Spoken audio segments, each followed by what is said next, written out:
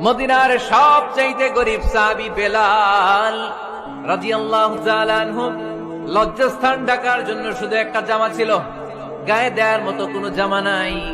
এই সাহাবীর মতো গরিব কোন সাহাবী মদিনার জমিনে নাই। এই বেলাল রাদিয়াল্লাহু তাআলা আনহুকে বিশ্বনবী ডেকে বললেন, ইয়া বেলাল আনফিক ইয়া বেলাল লা তাখশা মিন যিল আরশি ইকলালা। ও বেলাল, আল্লাহর রাস্তায় দান করো, কারণ আমার আল্লাহর ধনভাণ্ডারের কমতি নাই। সাইয়েদনা বেলাল রাদিয়াল্লাহু তাআলা আনহু সবচেয়ে গরিব। শুনতেছেন, বুঝতেছেন? সবচেয়ে গরিব। ডাউন পার্টটা ঢাকার মতো একটা গার্মেন্ট ছিল, একটা কাপড়, এটা পেঁচায় আসতো, নামাজ পড়তো। গায়ে রাখার মতো কোনো জামা নাই, আর খাবার দাবার টাকা পয়সা বলতে নাই। ওই সাহাবীর বিষ্ণু ইসলাম বললেন, আনফিক বেলাল, বেলাল তুমিও দান কর, তুমিও দাও, দানের হাতকে প্রশস্ত করে দাও।